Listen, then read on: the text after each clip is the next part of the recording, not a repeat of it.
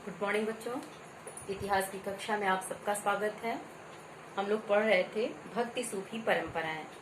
तो भक्ति सूफी परंपरा में आज हम लोगों को सूफी मत की भक्ति धारा टॉपिक देखना है। सिर्फ आज हम लोग इतना ही देखेंगे, सूफी मत की भक्ति धारा।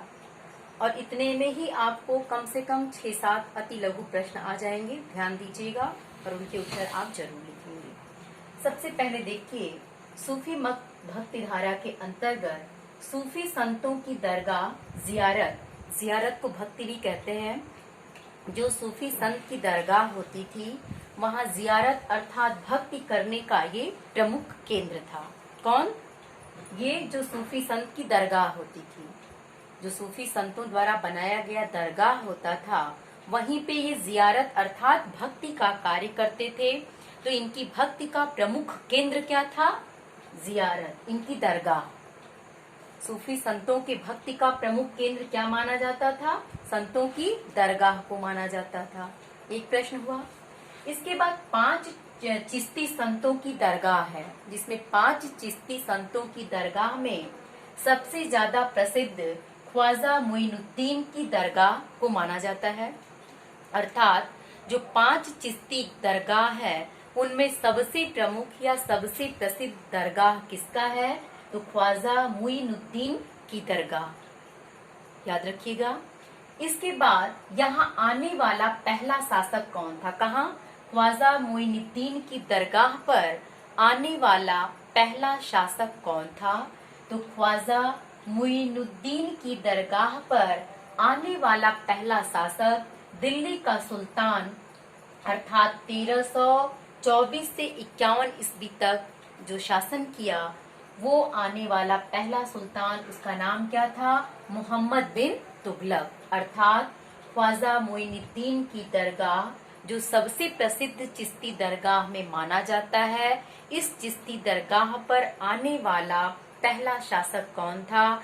तो इस ख्वाजा मोइनुद्दीन की दरगाह पर आने वाला पहला शासक मोहम्मद बिन तुगलक था, जो दिल्ली का सुल्तान था। कब? 1324 से 51 ईस्वी के मध्य तक। फिर मोहम्मद बिन तुगलक इस दरगाह का, माने जो ख्वाजा मोइनुद्दीन चिश्ती की दरगाह है, इस दरगाह का निर्माण किसने कराया? तो इस दरगाह का निर्माण करने वाला पहला सुल्तान गयासुद्दीन खिलजी। जो ख्वाजा मोइनुद्दीन चिश्ती की दरगाह है, इस दरगाह पे आने वाला पहला शासक तो मोहम्मद बिन तुगलक था, लेकिन इस दरगाह का निर्माण करने वाला पहला शासक कौन था? तो ख्वाजा मोइनुद्दीन चिश्ती की दरगाह का निर्माण करने वाला पहला सुल्तान गयासुद्दीन खिलजी था, जो मालवा का शासक था। कौन था? गयासुद्दीन खिलजी। इसने क्या किया था? ख्वाजा मोइनुद्दीन चिश्ती की दरगाह का निर्माण कराने वाला ये पहला शासक था। कहाँ का रहने वाला था? मालवा का रहने वाला था। तो इसमें से आपके जितने भी प्रश्न अभी बताए गए हैं, इन प्रश्नों को आप एक एक करके कॉपी में लिखिएगा। इनके उत्तर भी इसी में आपके हैं, वो भी आप लिखेंगी, क्योंकि बेटा ये सारे प्रश्न आपको आगे भी कंपटीशन की परीक्षाओं में पूछे जाते हैं। इसलिए ध्यान पूर्वक इन सारी चीजों को ध्यान से देखिएगा और इनको जरूर कॉपी में आप नोट के रूप में लिखिएगा। सिर्फ सूफी मत की भक्ति धारा आप टॉपिक डालिएगा और इससे संबंधित जो ये प्रश्न बताए गए हैं, इसको आप लिखेंगे। अब आगे हम लोग देखते हैं कि जब 16वीं शताब्दी तक इस दरगाह की लोकप्रियता एवं जियारत माने भक्ति, जियारत का माने हमने अर्थ क्या बताया? भक्ति। तो लगभग 16वीं शताब्दी तक इस दरगाह की लोकप्रियता काफी बढ़ गई थी और भजन के कारण, यानी जियारत संबंधी जो भजन होते थे, उन जियारत संबंधी भजन के कारण या भक्ति के कारण, जियारत का मतलब क्या है? भक्ति।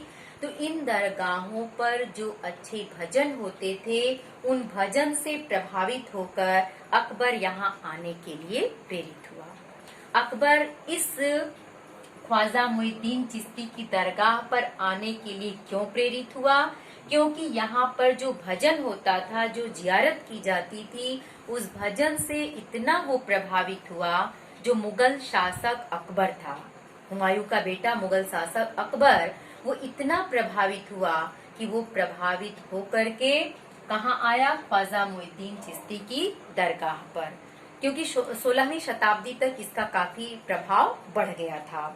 सूफी संत संगीत के माध्यम से अपने इष्ट की आराधना करते थे। सूफी संत किसके माध्यम से अपने इष्ट देव की आराधना करते थे? सूफी संत संगीत के माध्यम से अपने इष्ट की आराधना करते थे। नृत्य और संगीत जियारत का ही एक अवयव या माध्यम था। जियारत मतलब भक्ति। तो भक्ति का माध्यम क्या था? भक्ति का माध्यम संगीत और नृत्य था। यानी जो सूफी लोग थे, इनके अनुयायी अपनी जियारत अर्थात भक्ति किसके माध्यम से करते थे? तो ये अपनी भक्ति अपने नृत्य और गीत के द्वारा, संगीत के द्वारा करते थे।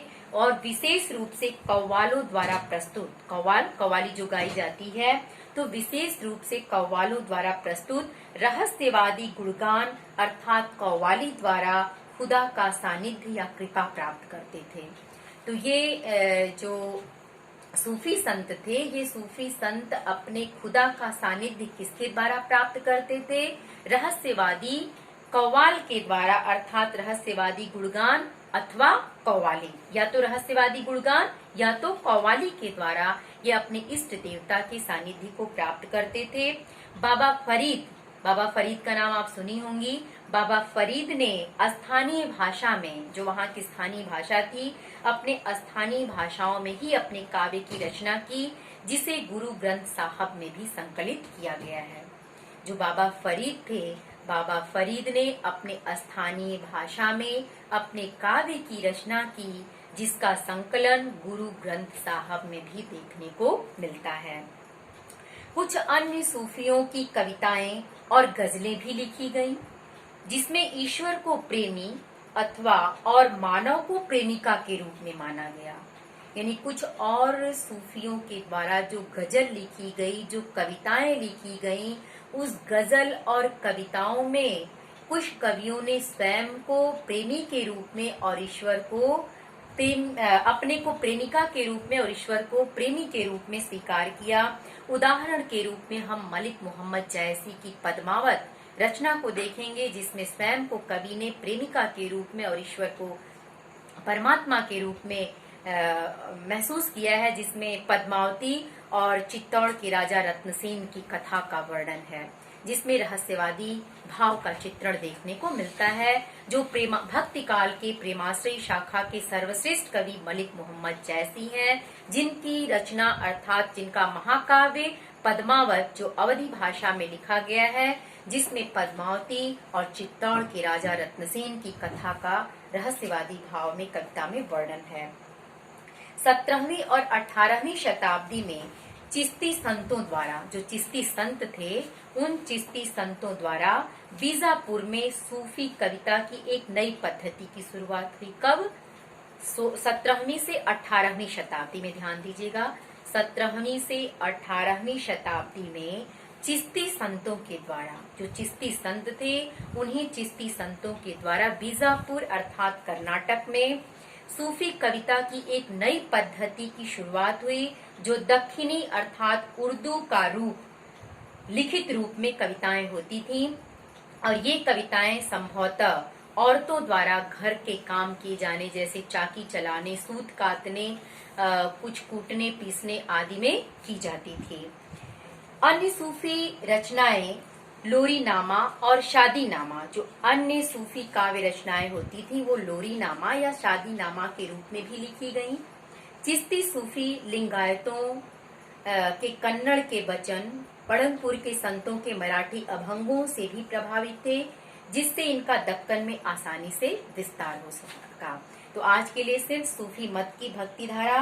अब सूफी एवं राज्य संबंधी विचार हम लोग कल पढ़ेंगे। इससे संबंधित जितने भी प्रश्न आए हैं आप लिख लीजिएगा। Thank you.